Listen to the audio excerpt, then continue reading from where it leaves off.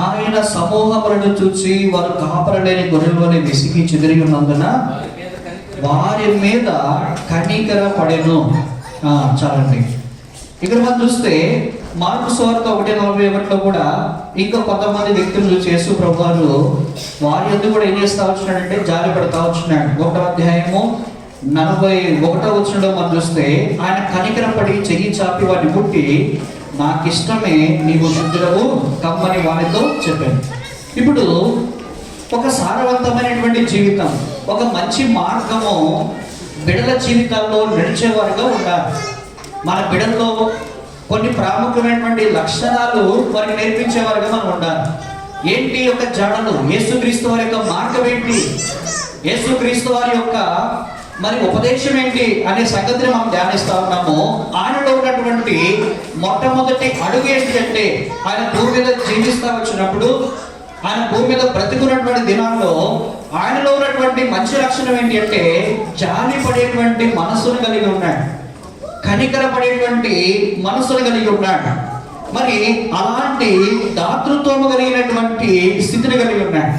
ఇప్పుడు బిడ్డల్లో సారవంతమైనటువంటి విధానంలో ఒక గొప్ప మంచి వ్యక్తిగా ఒక బిడ్డ ఆస్వాదించబడాలి అంటే, ఒక వ్యక్తి దీవించబడాలి అంటే ఆ బిడ్డకు ఎలాంటి లక్షణం కలిగి ఉండాలి అంటే యేసుక్రీస్తు వారి యొక్క జాడల్లో బిడ్డను మనం ఏం చేయాలా, నడిపించాలి. ఏంటి యేసుక్రీస్తు వారి యొక్క మార్గం ఏంటి అంటే, ఆయనలో ఉన్నటువంటి మొట్టమొదటి లక్షణం ఏంటంటే కనికర పడేటువంటి స్వభావం. ఆయనలో ఉన్నటువంటి గొప్ప లక్షణం ఏంటి అంటే జాలి పడేటువంటి మనస్సు. ఆయన ఉన్నటువంటి గొప్ప లక్షణం ఏంటంటే దాతృత్వం కలిగినటువంటి వ్యక్తి. ఒక వ్యక్తి అవసరతతో ఆయన దగ్గరికి వచ్చినాడు. మరి ఆయన కుష్ఠవాడు, ఆయన కుంటివాడు ఆయన దగ్గరికి వస్తా వచ్చినప్పుడు యేసుక్రీస్తు వారు ఏం చేస్తా వచ్చాడంటే ఆయన చూచి జాలిపడి దాతృత్వం కలిగి ఆయనకు సహాయం చేస్తా వచ్చున్నాడు. మొట్టమొదటిగా ఒక వ్యక్తి ఒక మంచి స్థితిలో వెళ్ళాలి అంటే యేసుక్రీస్తు వారి మార్గము ఏ విధంగా ఉంటుంది అంటే జాలి పడినటువంటి మనస్సు కలిగినటువంటి వాడు, ఆయన దాతృత్వం కలిగినటువంటి వ్యక్తి, కనికరాన్ని చూపించినటువంటి వ్యక్తి. ఆ మార్గంలో ఆ బిడ్డలు నడిచినప్పుడు వారు పెద్ద అయిన తర్వాత వారు ఎలాంటి స్వభావాన్ని వారు కలిగి ఉంటారు అంటే, మరి యేసుక్రీస్తు వారిలో ఉన్నటువంటి గొప్ప మంచి లక్షణం ఏదైతే ఉందో అలాంటి జాలి కనికరము కలిగినటువంటి మనస్సును వారు నేర్చుకుంటారు. దాని ద్వారా వారి జీవితంలో దీవించబడేటువంటి వారుగా ఉంటారు. కీర్తనలో మాట రాయబడుతూ వచ్చింది, పేదలను కనికరించేవాడు యెహోవాకు అప్పించేవాడు అంట. కనికరము చూపించేటువంటి మనస్సు, జాలి పడేటువంటి మనస్సు మన జీవితాల్లో ఉంటే మనం ఎంతగా ఇతరులకు మనం సహాయపడతామో అంతగా మనం ఏం చేయబడతామండి, దీవించబడతాం. యేసుక్రీస్తు వారిని ఎందుకు ఎంత కోట్లాది మంది భక్తులు ఆరాధిస్తున్నారు, ఆయన మార్గంలో నడుస్తున్నారు అంటే యేసుక్రీస్తు వారిని వెంబడించినటువంటి వారు, యేసుక్రీస్తు వారి యొక్క జాడల్లో వెళ్ళినటువంటి వారి జీవితాలు ఏ విధంగా ఉన్నాయంటే సారవంతమైనటువంటి జీవితాలుగా ఉన్నాయి.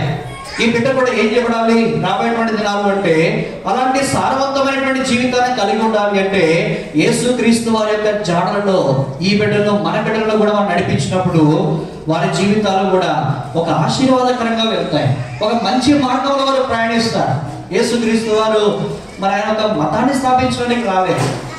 ఆయన ఒక మతాన్ని స్థాపించడానికి లేకపోతే ఈ లోకంలో ఒక సృష్టిని మరి అంతా కూడా ఒక వర్గాన్ని చేయడానికి ఆయన రాలేదు, కానీ ఆయన మార్గాన్ని చూడడానికి వచ్చినాడు. యేసుక్రీస్తు వారి యొక్క మార్గము ఎలాంటిదంటే మంచి మార్గము, జీవపు మార్గము. ఎలా ఉంటామండి ఆయన అడుగు చేయడం ఏ విధంగా నడిచినాడు భూమి మీద అంటే కనికరాన్ని, జాలిని, దాతృత్వాన్ని అయినా కలిగి ఉంటా వచ్చినాడండి. అలాంటి జాడల్లో బిడ్డలు నడిచినప్పుడు వారు సారవంతమైనటువంటి జీవితాన్ని కలిగి ఉంటారు. ఆ సారవంతమైనటువంటి జీవితాన్ని బట్టి వారు బహుగా ఆస్వాదించబడతారు. యేసుక్రీస్తు వారి యొక్క మరి లక్షణం ఏంటి? మొట్టమొదటిగా అంటే కనికరము చూపించేటువంటి, జాలి పడేటువంటి దేవుడు, దాతృత్వం అనేటువంటి దేవుడు. రెండోదిగా మనం చూద్దాం. చూడండి యేసుక్రీస్తు వారి యొక్క అడుగులు ఏ విధంగా ఉన్నాయో మనం చూద్దాం. ఫిలిప్పీ పత్రిక 2వ అధ్యాయము 5వ వచనం. నేను ఒక 10 నిమిషాల్లో ముగిస్తాను. దయచేసి అందరూ కూడా మరి దయచేసి ఇది చాలా జాగ్రత్తగా వినండి. ఇది మనందరికీ కూడా, మన బిడ్డలందరికీ కూడా ఉపయోగపడేటువంటి మాటలు. ఇవన్నీ కూడా రాబోయే దినాల బిడ్డలను ఆశీర్వదించబడేటువంటి స్థితి మనం నేర్పించినప్పుడు ఈ యొక్క మతాన్ని మీరు కలిగి ఉండాల్సిన అవసరం లేదు, కానీ ఈ యొక్క మార్గాన్ని యేసుక్రీస్తు యేసుక్రీస్తు వారు ఏ అడుగు జాడలు ఈ భూమి మీద నడిచినాడో అవి నేర్పిద్దాం మనం. దాన్ని బట్టి మన బిడ్డలు కూడా ఏం చేయబడతారు అంటే ఆశీర్వదించబడతారు, మంచి మార్గంలో వాళ్ళు ఉంటారు. మీరు మతాన్ని మార్చుకోమని నేను చెప్పట్లే, కానీ ఈ మార్గాన్ని మనం కలిగి ఉంటాం. రెండవది, యేసుక్రీస్తు ప్రభువారిలో ఉన్నటువంటి రెండవ లక్షణాన్ని మనం చూస్తే 2వ అధ్యాయము ఫిలిప్పీల పత్రిక 5వ వచనంలో పరిశుద్ధ గ్రంథంలో రాయబడింది, ఆయన దేవుని స్వరూపము కలిగిన వాడై ఉండి దేవునితో సమానముగా ఉండుట విడిచిపెట్టకూడని భాగ్యమని ఎంచుకొనలేదు, కానీ మనుషులు పోలికగా పుట్టి దాసుని స్వరూపంలో ధరించుకుని తను తానే రిక్తునిగా చేసుకునేను. ఆయన ఉన్నటువంటి రెండవ లక్షణం ఏంటి అంటే, ఒక మనిషికి ఉపయోగపడేటువంటి లక్షణం ఏంటి అంటే తగ్గింపు స్వభావం, హంబుల్నెస్. మానవ జీవితంలో ఉండాల్సినటువంటిది ఏంటి అంటే, ఒక వ్యక్తి మరి ఒక స్థాయిలోకి వెళ్ళాలి అంటే, ఒక వ్యక్తికి ఒక మంచి మరి స్థితిని కలిగి ఉండాలంటే, ఒక మంచి మార్గం కలిగి ఉండాలంటే ఆ వ్యక్తులు ఏముండాలి అంటే హంబుల్ కలిగి ఉండాలి, తగ్గింపు కలిగి ఉండాలి. యేసుక్రీస్తు వారు ఎవరు అంటే దేవాది దేవుడు. ఆయన మరి పరలోకంలో ఉన్నటువంటి గొప్ప దేవుడు మానవుని కొరకు ఆయన ఏం చేస్తున్నాడు అంటే మానవుని యొక్క శరీరాకారంలోనికి రావడానికి ఇష్టపడ్డాడు. ఆయన మహిమ కలిగినటువంటి దేవుడు. ఆయన శాసిస్తే ఏదైనా కూడా జరిగేటువంటి మరి అంత శక్తివంతమైనటువంటి దేవుడు మానవుని రూపంలోనికి రావడానికి ఇష్టపడ్డాడు, మానవుని యొక్క శరీరంలోనికి రావడానికి ఇష్టపడ్డాడు. మానవుని యొక్క శరీరం అని చూస్తే ప్రియులరా, మానవుని యొక్క శరీరం ఏమవుతుంది, కొంతకాలానికి నశించిపోతుంది. మానవుని యొక్క శరీరం ఏం చేయబడతా ఉంది అంటే రోగగ్రస్తమైనటువంటి శరీరం. కానీ దేవుడు మహిమా స్వరూపి అయినటువంటి దేవుడు అయింది కూడా ఎలా ఉంటా వచ్చినాడు భూమి మీద అంటే సామాన్యముగా జీవించున్నాడు, తగ్గింపు కలిగి జీవిస్తూ వచ్చినాడు. ఆయన పశువుల పాకులో పుట్టడానికి ఇష్టపడుతూ వచ్చినాడు. ఎంత తగ్గించుకొని జీవించినాడు అంటే మరి తనతో ఉన్నటువంటి శిష్యుల పాదములు కడిగేదాని కొరకు కూడా ఆయన తగ్గించుకున్నాడు. ఎవరి జీవితాలు అయితే తగ్గింపు అనేటువంటి స్వభావం ఉంటుందో ఆ వ్యక్తి ఏం చేయబడతాడు, ఆశీర్వదించబడతాడు. పరిశుద్ధ గ్రంథంలో మాట ఉంది, తను తాను తగ్గించుకున్నవాడు హెచ్చించబడును అనే మాట. ఇప్పుడు చాలా మంది సినీ యాక్టర్స్, రాజకీయ నాయకులు కూడా వైరల్ చేస్తా ఉన్నారు. తను తాను ఎవరైతే తగ్గించుకుంటారో తన స్థాయి కంటే కూడా దేవుడు ఏ స్థాయిని అయితే ఇచ్చినాడో ఆ స్థాయి కంటే కూడా సామాన్యంగా సింప్లిసిటీగా ఏ వ్యక్తి అయితే జీవిస్తాడో ఆ వ్యక్తి ఏం చేయబడతాడు అంటే ఆశీర్వదించబడేటువంటి వ్యక్తిగా ఉంటాడు.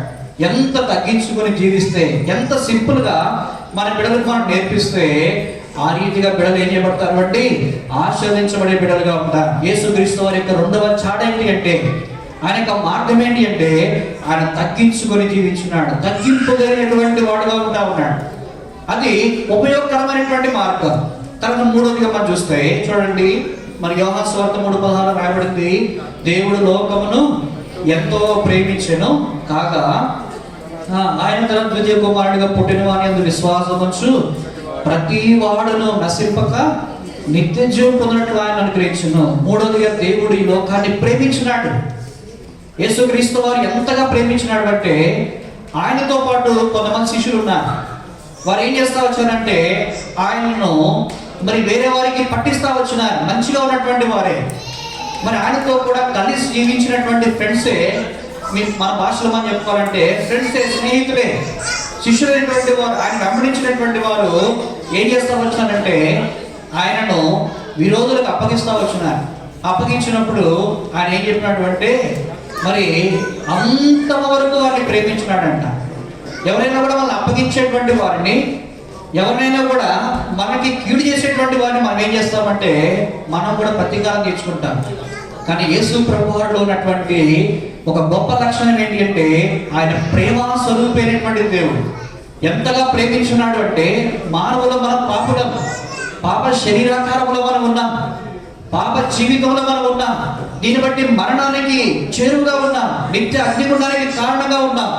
దాని నుండి తప్పించడానికి మరి దేవుడే స్వయముగా పరిశుద్ధమైనటువంటి దేవుడే ఏం చేస్తా వచ్చినాడు అంటే అందరి పాపముల కొరకు ఆయన ఒక్కడే కలువరి శిలువలో తన ప్రాణాన్ని పెడతా వచ్చినాడు. ఎంత ప్రేమ అంటే ప్రాణము పెట్టేటువంటి ప్రేమ, ఎంత ప్రేమ అంటే ఇతరులకు సహాయపడేటువంటి ప్రేమ. అలాంటి ప్రేమను మనం ఏం చేయాలి అంటే బిడ్డలకు నేర్పించాలండి. మూడవదిగా యేసుక్రీస్తు వారి యొక్క అడుగు జాడలు ఏ విధంగా ఉన్నాయంటే ఆయన ప్రేమ కలిగినటువంటి దేవుడు. ఇంకొక మాట మనం చూద్దాం, చూడండి, ఇంకొక మాట మనం చూసి మనం ముగించుకోవడానికి ప్రయత్నం చేద్దాం. మత్తయి సువార్త 6వ అధ్యాయము 14వ వచనంలో ఒక మాట రాయబడతా వచ్చింది. చదవండి ఎవరైనా.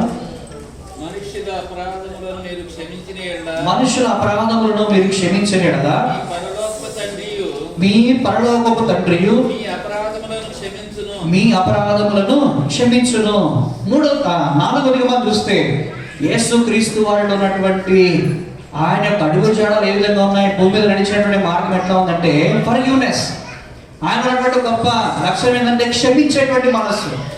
చాలా కుటుంబాలు వారి జీవితాల్లో సమాధానం ఎందుకుంటే భార్యాభర్తల మధ్య కావచ్చు, లేకపోతే బంధుమిత్రుల మధ్య కావచ్చు, ఇంట్లో కావచ్చు, ఎవరి మరి పర్సనల్ లైఫ్ లో మనం చూస్తే ఎందుకు అంత సంతోషంగా ఉండలేకపోతున్నారంటే వాటిలో క్షమించేటువంటి స్వభావం లేని కారణాన్ని బట్టే. ఒక వ్యక్తి తప్పు చేస్తా వచ్చినప్పటికి కూడా ఆ వ్యక్తిని మనం ఏం చేయాలంటే క్షమించాలి. ఆ వ్యక్తిని మనం ఏం చేయాలి అంటే క్షమించి మన జీవితంలో ఆయన మనం చేర్చుకోవాలి. యేసుక్రీస్తు వారిలో ఉన్నటువంటి గొప్ప లక్షణం ఏంటంటే ఆయన క్షమాపణ హృదయమైనటువంటి వాడు.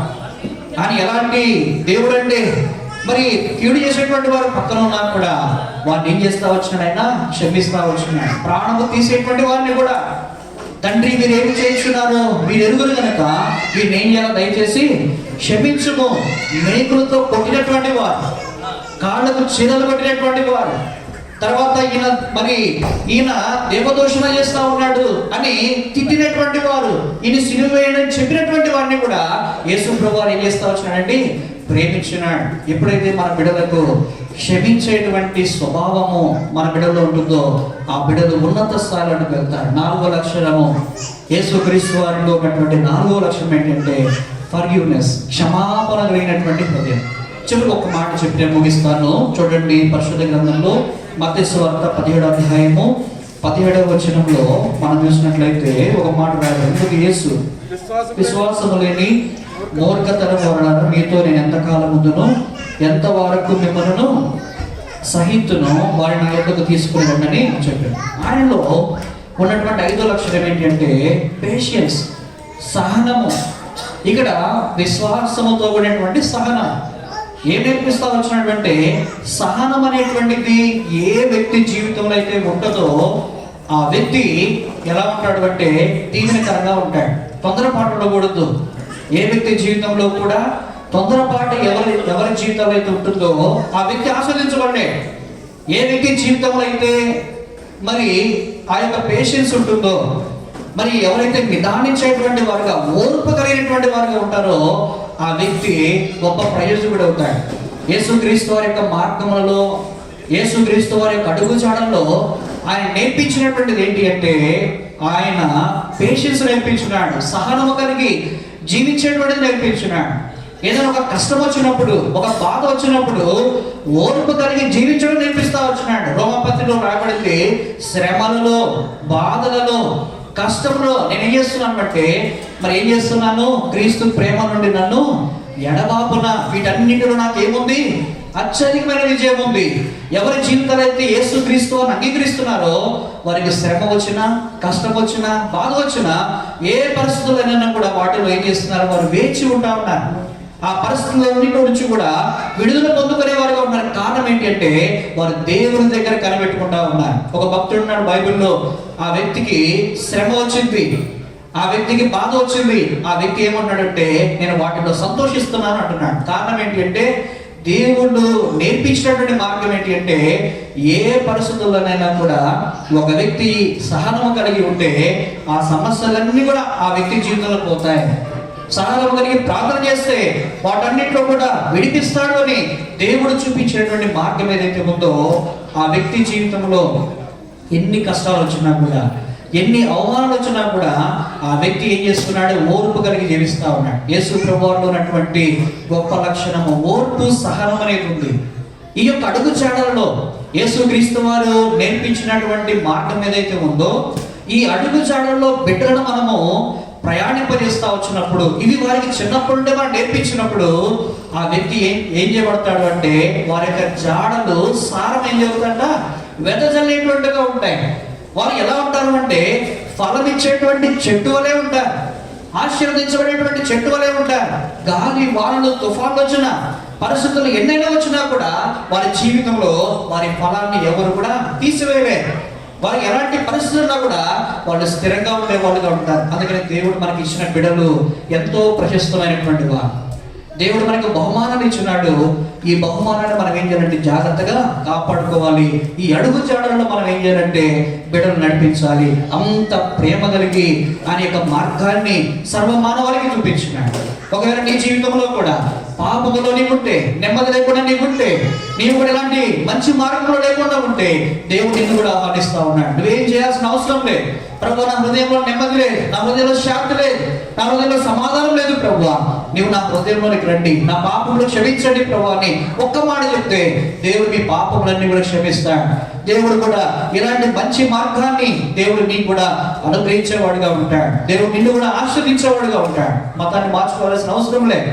లేకపోతే మనం ఏం చేయాల్సిన అవసరం లేదు. కాళ్ళు వేయాల్సిన అవసరం లేదు. ఏం చేయాల్సిన అవసరం లేదు. హృదయంలో ప్రభువుని స్వీకరిస్తే చాలు. ఈ మార్గంలో నేను కూడా ఉండాలి అని ఒక గొప్ప తీర్మానం చేసుకుంటే చాలు. ఆయన నీ కోసం, నా కోసమే, ఆయన దేవాది దేవుడై ఉండి భూమి మీదకి వచ్చి మనందరి కోసమే ప్రేమ చూపించి కలవసుడు తన ప్రాణాన్ని పెట్టినాడు. ఈ రీతిగా ఈ బిడ్డల విషయంలో కూడా మనము కూడా దేవుని జాడలలో మనం నడిపిస్తే దేవుడు ఇచ్చినటువంటి గొప్ప మంచి ఆయుష్, ఈ యొక్క ఆయుష్ అంతా కూడా దేవుడు ఇచ్చినటువంటి సంవత్సరాలన్నీ కూడా ప్రతి అడుగు కూడా దేవుని మార్గంలో మనం నడిపించినట్లయితే సారవంతమైనటువంటి జీవితాన్ని వారు కలిగి ఉంటారు. ఆ రీతిగా దేవుడు ఈ చిన్న బిడ్డను కూడా దీవించి ఆశీర్వదించును గాక. ప్రార్థన చేసుకుందామండి.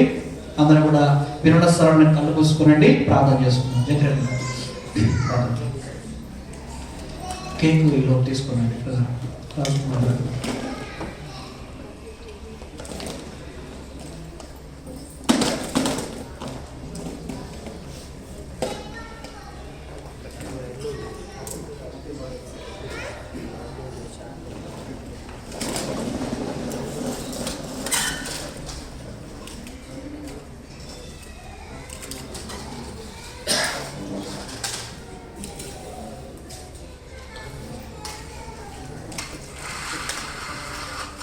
ప్రార్థన చేసుకున్నాం.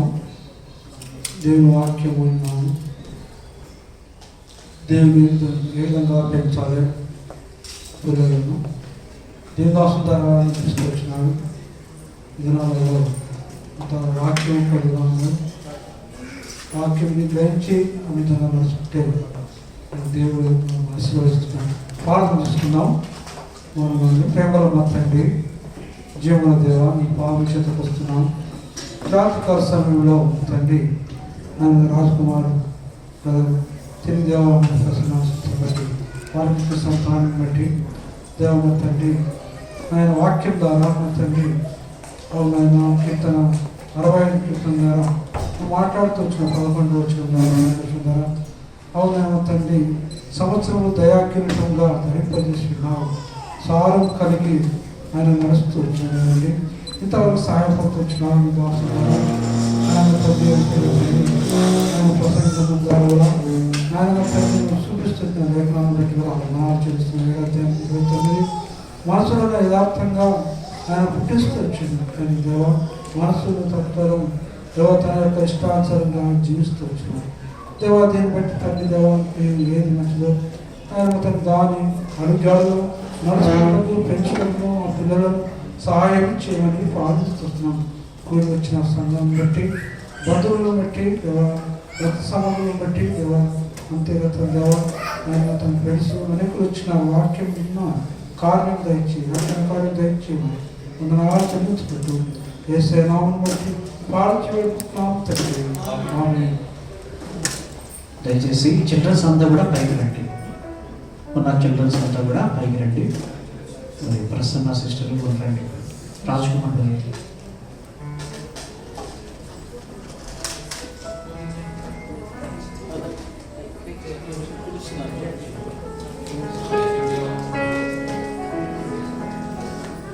జోబ్ గారు ప్రార్థన చేయడానికి జోబ్